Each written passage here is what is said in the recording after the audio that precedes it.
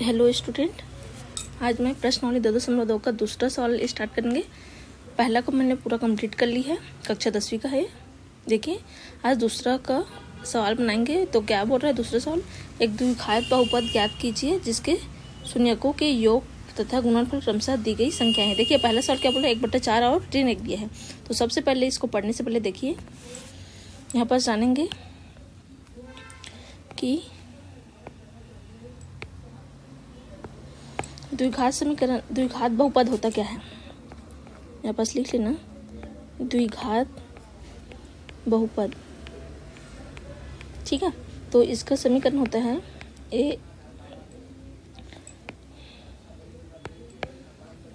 समीकरण है x² minus alpha plus beta into x plus में अल्फा इंटू बीटा। ये क्या है, अपना द्विघात बहुपद का सूत्र है। ठीक है, इसमें क्या है, कोई भी दो मान दिए हैं, जैसे कि दो मान दिए हैं 2, 3 ऐसे कुछ मान दिए हैं, या फिर अलग अलग 4, 5 ऋण 6, 3 ऐसे कुछ मान दिए हैं। मतलब ये क्या है, अल्फा प्लस बीटा बोल रहा है, मतलब योग बोल रहा है इसको, और इसको अल्फा इंटू बीटा ये गुणनफल।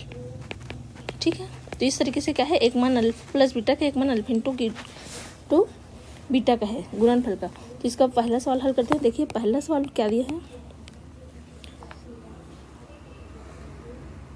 जो पहला समी दिया है उसमें दिया है 1/4 दिया है और एक ऋण 1 दिया है। तो इसको हल करेंगे, क्या हो जाएगा, सबसे पहले लिखेंगे, दिया है, क्या लिखेंगे, जो शून्यांकों का योगफल बोलते हैं, योगफल अल्फा प्लस बीटा बराबर 1/4 दिया है। ठीक है, और गुणनफल शून्यांकों का गुणनफल। ठीक है, अभी सिर्फ इतना ही लिखना है, अल्फा इंटू बीटा का मान दिया है ऋण 1। तो यहाँ पर तो द्विघात समीकरण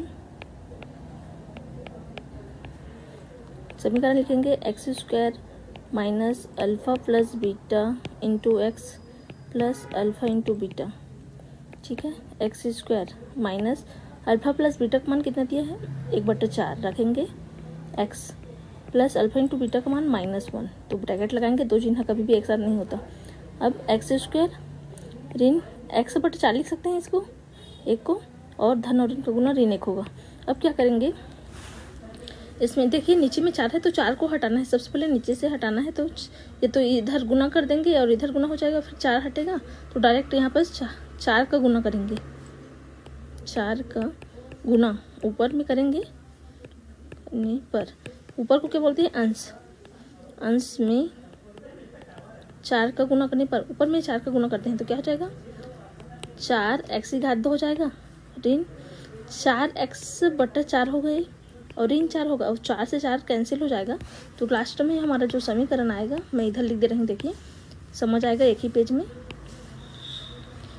यहाँ पर लिख दे रही हूँ। ठीक है, मैं बराबर करके क्या हो जाएगा, 4x² ऋण x ऋण 4, ये क्या रहेगा हमारा द्विघात समीकरण पहला का आंसर।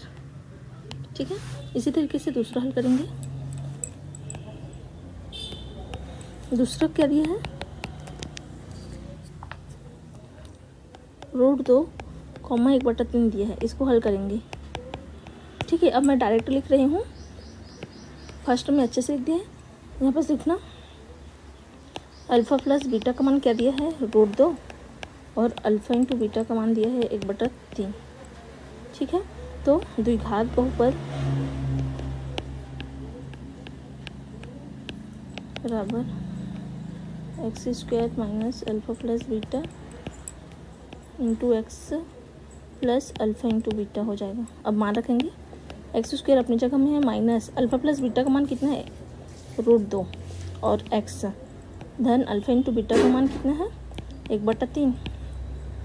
अब देखिए नीचे में 3 है, तो 3 से गुणा कर देंगे, अंश में नीचे में जो संख्या रहेगा उसका ऊपर में गुना करने पर, अंश में 3 का गुना करने पर ऊपर को क्या बोलते हैं, अंश, नीचे को हर।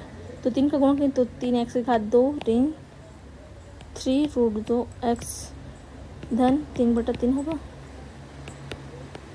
और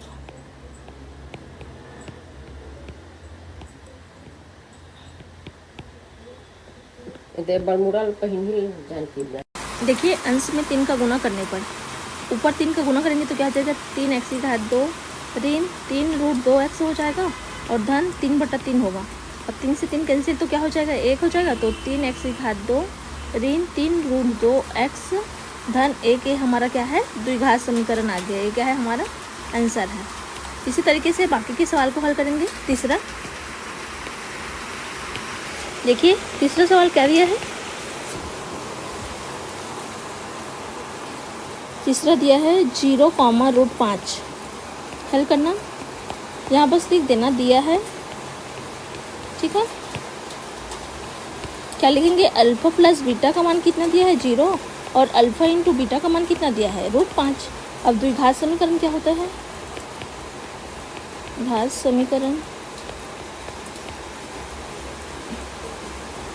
द्विघात समीकरण बराबर x² minus alpha plus beta into x plus alpha into beta. मान रखेंगे समीकरण में x⁻2 ऋण अल्फा प्लस बीटा का मान कितना है, 0, और 0 के साथ x गुणा में है, प्लस अल्फा इंटू बीटा का मान √5 है। अब इसको हल करेंगे, x⁻2 ये क्या हो जाएगा, ये वाला पार्ट 0 और x गुना 0 माइनस 0 प्लस √5। तो क्या होगा, कुल मिला के आंसर x⁻2 धन √5 इसका क्या रहेगा, द्विघात समीकरण आ गया। ये क्या है, इसका आंसर है। तीसरा सवाल हल करते हैं। देखिए तीसरा हो गया। चौथा क्या दिया है, 2 बिंदु दिए है 1,1। मतलब यहाँ क्या लिखेंगे, दिया है अल्फा प्लस बीटा का मान भी 1 दिया है और अल्फा इंटू बीटा का मान भी कितना दिया है, 1 दिया है। और द्विघात समीकरण क्या होता है, द्विघात समीकरण x⁻2 ऋण अल्फा प्लस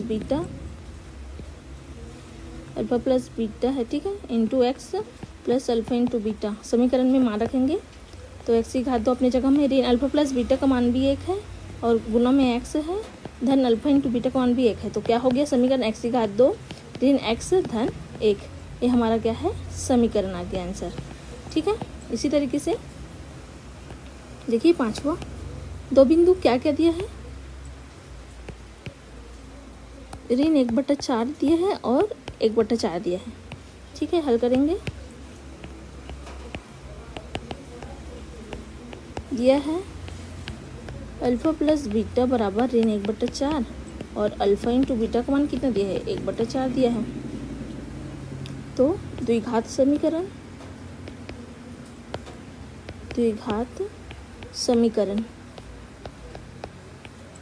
क्या है, x⁻2 ऋण alpha plus beta into x धन अल्फा इंटू बीटा। मान रखेंगे x⁻2 ऋण अल्फा प्लस बीटा का मान कितना है, ऋण 1/4 है और एक्स गुना में धन अल्फा इंटू बीटा का मान कितना है, 1/4 है। हल करेंगे तो क्या हो जाएगा, x⁻2 ऋण का गुना धन 4 x ऊपर में हो जाएगा, 4 नीचे में, धन 1/4।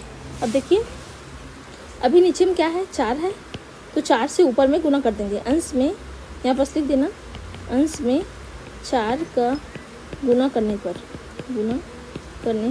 अंश में 4 का गुना करेंगे तो क्या हो जाएगा, 4x⁻2 धन 4x/4 धन 4/4 होगा, ठीक है। 4 से 4 कैंसिल, 4 से 4 कैंसिल, तो समीकरण क्या बनेगा, 4x⁻2 धन x धन 1। ये हमारा क्या हो गया, द्विघात समीकरण, ये हमारा आंसर है, ठीक है। इसी तरीके से छठवां देखते हैं। छठवां में क्या दिया है, 4,1 दिया है, ठीक है। इसको हल करते हैं। 2 बिंदु दिया है अल्फा प्लस बीटा का मान कितना है, 4, और अल्फा इंटू बीटा का मान कितना है, 1 है। तो द्विघात समीकरण क्या होता है,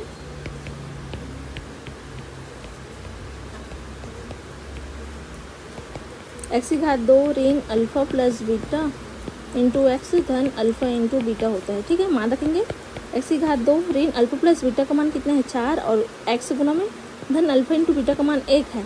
तो समीकरण को और हल करने की जरूरत है क्या? नहीं, यही हमारा क्या रहेगा आंसर रहेगा, क्योंकि इसमें कुछ भी काट पीट करना ही नहीं है।